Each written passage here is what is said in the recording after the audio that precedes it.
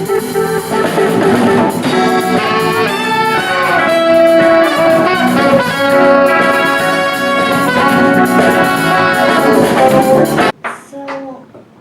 you are very happy that you came to Sighet for a performance, wonderful performance, we hope so. You are a worldly renowned personality in music. Do you feel any difference between the audiences in different countries? I mean, can we say that the audience in a large or extra large concert hall warms up with more difficulty than the audience in a smaller one? No, it's not a matter of size of the hall.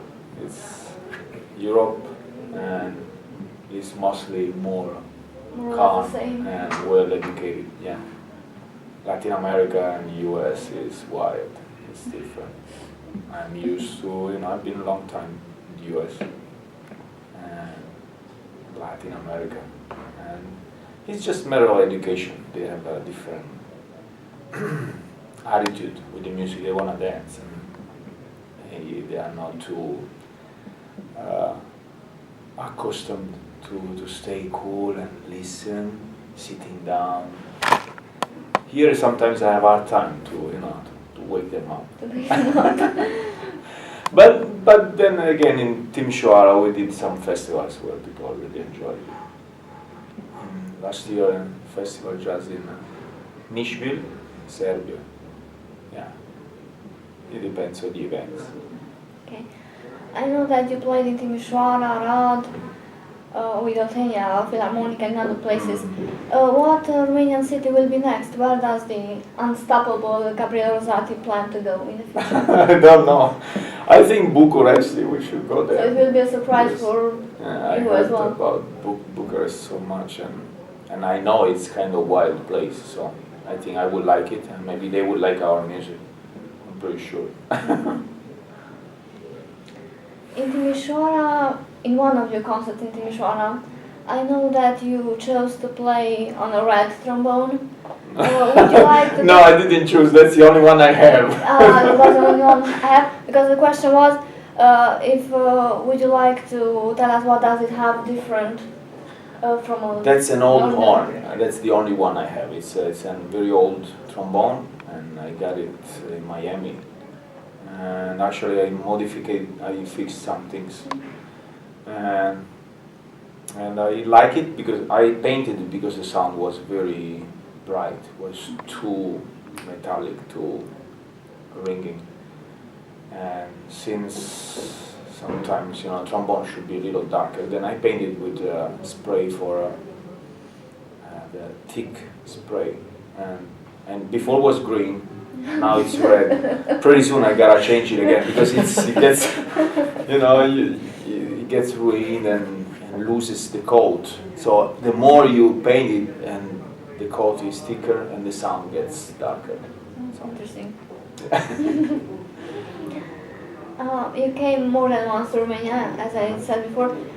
Do you feel like having here a second home, or you are equally well received? No, this is again, it's becoming a second home because Lucian Nag, the sax player, is my, let's say, co-leader with this realizat for now. Really, it's very important, not only as an organization, or it's kind of brotherhood. For musicians, it's important that you have a cycle, or you have a nucleus with people that you can really trust and you get along. We get along just personally and musically. I think it is important in every job everything you do. Yeah. I can trust him, and he's very reliable, very, very good. Nice. How did you choose to collaborate with Romanian musicians? He's been helping me because he is a local, so he knows. And we even sometimes called some players from Hungary or a Serb. I don't remember. Yeah, anyways. From far away from Romania, but I think that here there are enough good musicians. We played Latin, Afro-Cuban, and Brazilian rhythm, so it's not very common, not very easy to find players. But there are a few. Yeah. For sure. Between 1990 and 1997, performed in the US together with great names of music. Of all this, I'm most interested in asking you, how was your collaboration with Carlos Santana? There was a short period, we did 4 times, for 4 months. We didn't do many concerts, I think 4 or 5 days. And I was in San Francisco and they needed a sub for a trumpet player. And I was working with some of the musicians that were in the entourage with Carlos. He's a particular subject. His brother is the one that takes care of the band, or the business, or the musicians, or organizing rehearsals. And they rehearse in a big kind of mansion because they live in San Rafael, north of San Francisco. And what else? It was maybe too soon. I would have liked it to do it, but life, that's how it is. Sometimes you get things and you are not mature enough to understand or to realize or to be patient. So back then maybe I wasn't enough patient. You just had to do it because... Yeah, I did it and then I was running around and Also, I know that for 3 years you performed in Las Vegas at the famous Csiszar Palace. Didn't you think to play there for a longer time, like maybe others? No, because the contract finished. Oh, that's how it is. I mean, if sometimes for 3.5 years was good, was very good. But that was the end of a cycle in Vegas from the 80s, from the 70s to the early 90s. There was a slow decadence of live music. I mean, of big orchestras. There is still lots of live music. But big orchestras with lots of horns, with production shows and big orchestras, it's less and less everywhere. So. Does the music of the Brazilat Afro project continue to be your music for the soul? Yeah, pretty much, yeah. But not only that, I like to, sometimes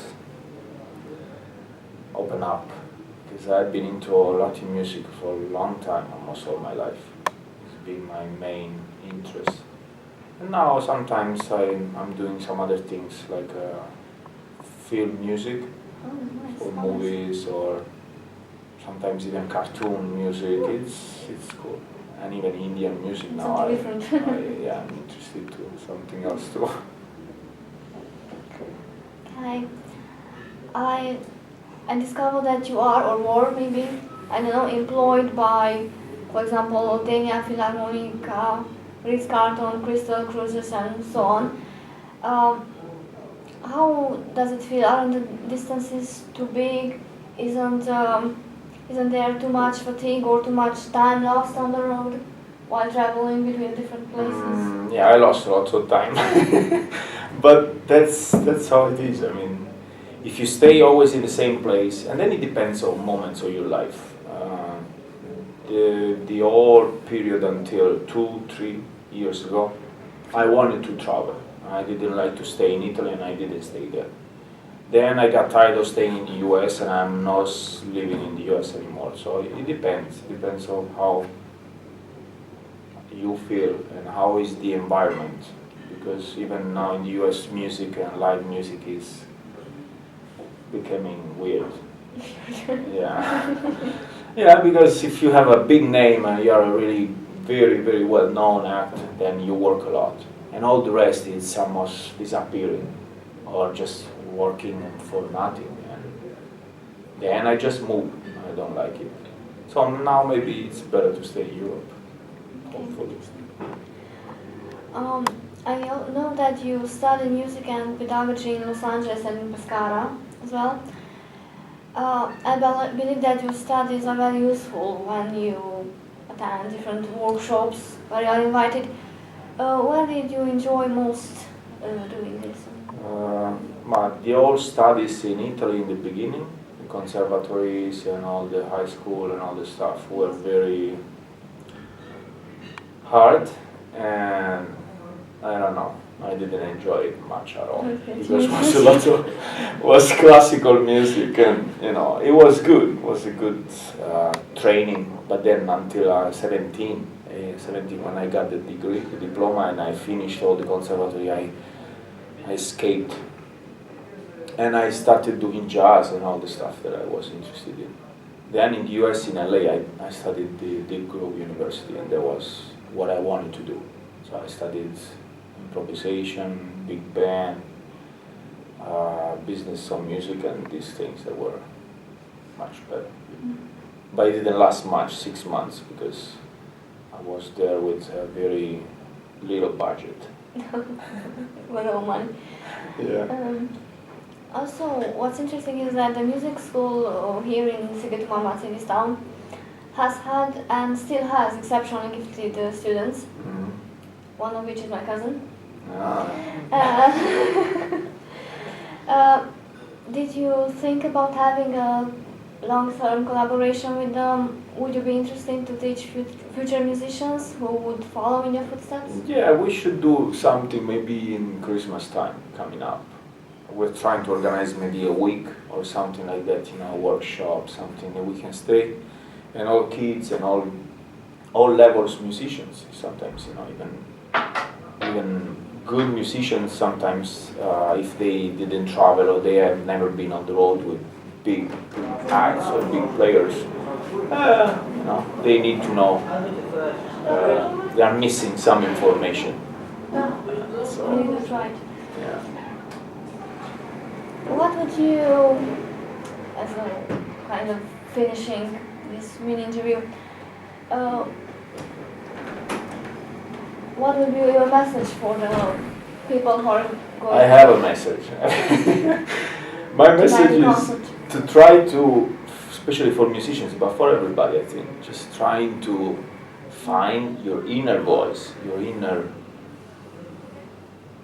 goal, not coming from outside, from other people, from teachers, from sometimes teachers they can see well, but trying to follow your heart. I mean, each one of us has got a road. And try to do whatever you like most. Yes, but to be sure, because sometimes when you're young, you have different, you know, you change and keep, oh, I don't know, I would like this.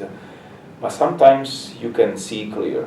And that's it. Just forget about doing something because it's study or because it's got a good income or because it's a solution, because it is not going to be a solution. This is, for me, is a result of most, I mean, I don't want to say it, almost all my life. And I mean, when I kept on doing this Latin music and this Afro and this writing all original stuff, a lot of people has been telling me, you know, why you do that? Because it's the hardest way. It's easier just to play in a television show, or maybe with pop singers, or maybe just being a teacher all your life, and you got a more study life and maybe better situation, you know. But I think that's what they should do, everybody, especially nowadays, because nowadays there are no more long-term contracts, you know. Long-term orchestras are closing down a lot in Italy, France. There is a big crisis in the music. So even in the US, lots of symphonies, they are cutting the budget, they are cutting the players. So you just think of your own business or your own thing. You can even deal it from home. I mean, just doing things with the internet or can get you some money for living. I want to show you a book. Yeah, I need to thank Maris for this. Yeah, it's very. This is a kind of dream come true, because I did other books. I have lots of 15, 16 other books, published in US, Europe, distributed. But most of the times the editors, they tell you what to do. They say, no, just forget about this. Let's do something more commercial. Let's do this for kids, because they know it's gonna sell more. And it's been a real... It's not very nice. Mr. Right, they say in the US. Mr. Right is when somebody comes at the right moment and is the right person and is very sweet and good man. Thank you very much for your kindness to answer our questions, and we are looking forward to the concert tonight. All right. So, thank you. Thank you.